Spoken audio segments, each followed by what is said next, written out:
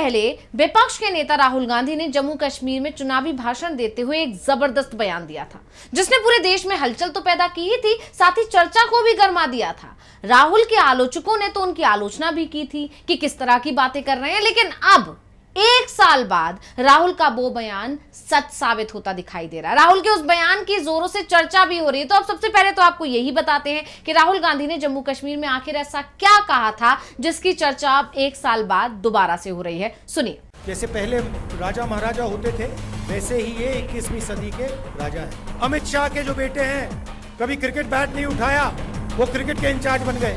56 inch गायब हो गई ना, 56 इंच की छाती। इंडिया गठबंधन ने हिंदुस्तान के प्राइम मिनिस्टर की कॉन्फिडेंस उड़ा दी।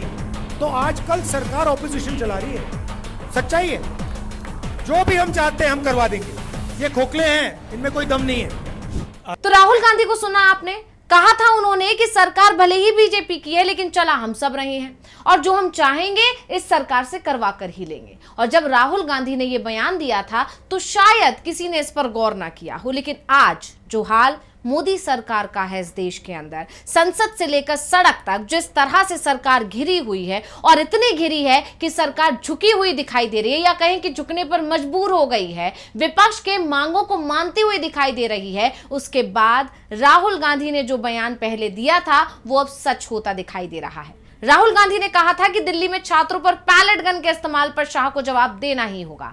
बीजेपी ने बहुत कोशिश की कि किसी तरह से शाह को सदन में जवाब देने से बचाया जाए। बीजेपी सांसदों ने पूरा जोर इस बात पर लगा दिया कि संसद चले ही नहीं, संसद की कार्यवाही ठप होती रही, जिसकी वजह बीजेपी के सांसद बने। यानी संसद नहीं चल पाई अगर इस बार, तो उसकी वजह सिर्फ और सिर्फ मोदी सरकार थी। लेकिन फिर भी विपक्ष और राहुल गांधी पीछे नहीं हटे और राहुल गांधी के आगे आखिरकार बीजेपी को हार माननी ही पड़ी। राहुल ने कहा था कि शाह से हम जवाब लेकर रहेंगे, और अब अमित शाह राहुल गांधी और विपक्ष के सवालों के जवाब देने को तैयार होते दिखाई दे रहे हैं। इसके अलावा और भी कई मुद्दे हैं जिन मुद्दों पर हम इस स्पेशल रिपोर्ट में करने जा रहे हैं चर्चा। नमस्कार, मैं हूं अंशिता।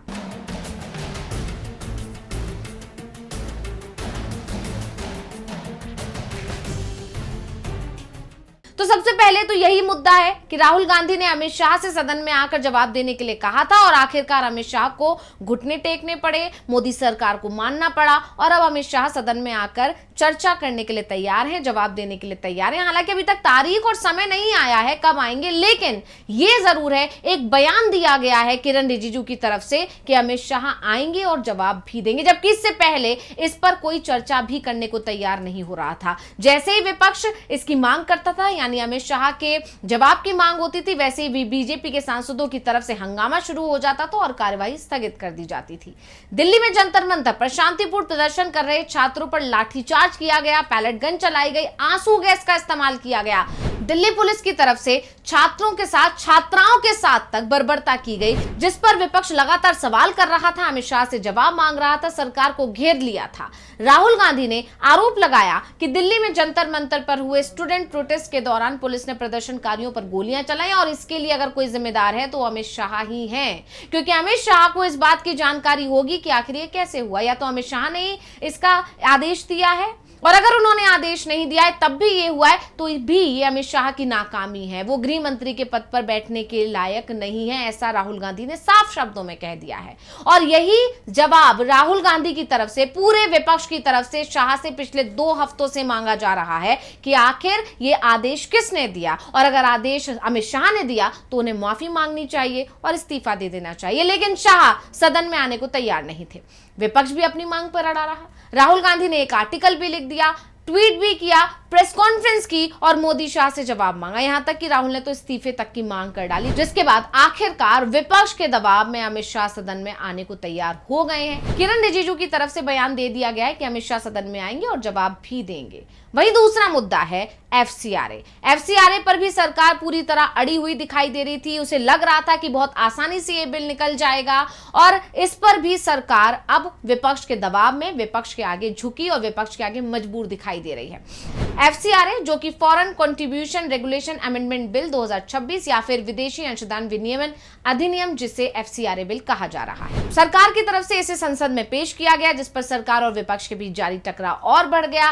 विपक्ष लगातार इस बिल का विरोध कर रहा है। विपक्ष का कहना है कि बिल पूरी तरह से असंवैधानिक है। विपक्ष का तर्क यह है कि इस नए कानून से NGO और कम्युनिटी ग्रुप्स, खासकर अल्पसंख्यकों की तरफ से चलाए जा रहे संगठन को नुकसान हो सकता है। विपक्ष का यह भी आरोप है कि सरकार इसके जरिए गैर सरकारी संगठनों और धार्मिक अल्पसंख्यकों, विशेषकर ईसाई संस्थाओं को निशाना बना रही है और उन पर अत्यधिक नियंत्रण हासिल करना चाहती है। और इसी सब को लेकर, अपने इन्हीं आरोपों को लेकर विपक्ष की तरफ से जोरदार प्रदर्शन किया जा रहा था और इस प्रदर्शन के बाद सरकार पर दबाव बढ़ा और अब खबर आ रही है कि केंद्र सरकार इस बिल को JPC के पास भेज सकती है। केंद्रीय संसदीय कार्य मंत्री किरण रिजिजू ने PM मोदी और लोकसभा स्पीकर से मुलाकात की इसको लेकर, जिसके बाद से ऐसी चर्चाएं तेज हो गई हैं। सरकार भले ही ये सोच रही है कि FCRA को JPC के पास भेजने के बाद बात बन सकती है, लेकिन ऐसा नहीं है। विपक्ष इतने पर भी शांत नहीं बैठने वाला।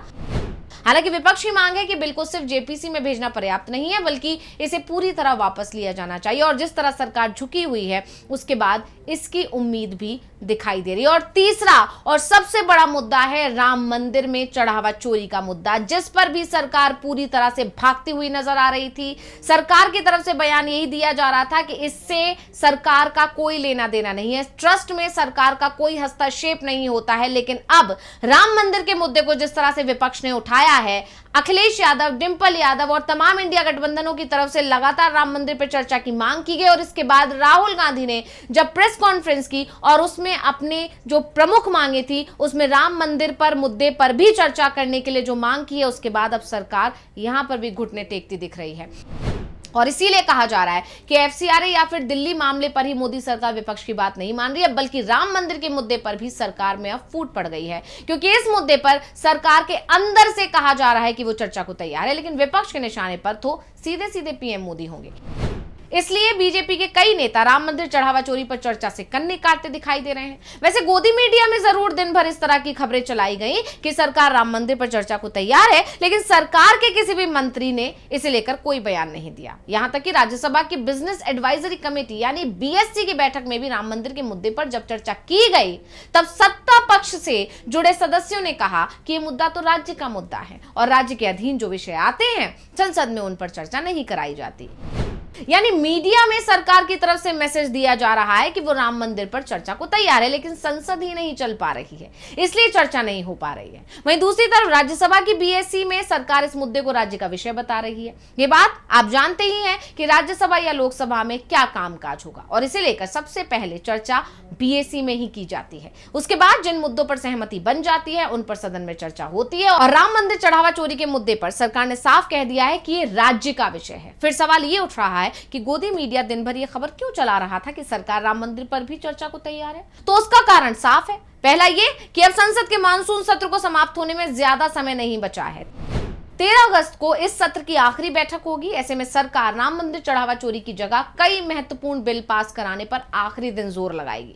राम मंदिर पर चर्चा की बात मीडिया के जरिए फैलाकर वो देश की जनता में ये भ्रम फैलाने की कोशिश कर रही है कि हम चर्चा को तैयार हैं, लेकिन विपक्ष के चलते संसद सत्र ही नहीं चल पाया, क्योंकि इस 5 महीने बाद ही यूपी विधानसभा चुनावों का ऐलान हो जाएगा और राम मंदिर चढ़ावा चोरी का मामला यूपी चुनावों में बड़ा मुद्दा बन चुका है। इसलिए सरकार संसद में चर्चा की बात तो कह रही है और जनता के गुस्से को शांत करने की कोशिश तो कर रही है, लेकिन इस कोशिश में भी सरकार कामयाब होती नहीं दिखाई दे रही है। दरअसल संसद सत्र के पहले ही दिन से विपक्ष ने इस मुद्दे पर चर्चा कराने की मांग की, सरकार से जवाब मांगने की अपनी मांग तेज कर दी। कांग्रेस समेत विपक्षी दलों ने इसे अपनी प्रमुख मांगों में शामिल किया।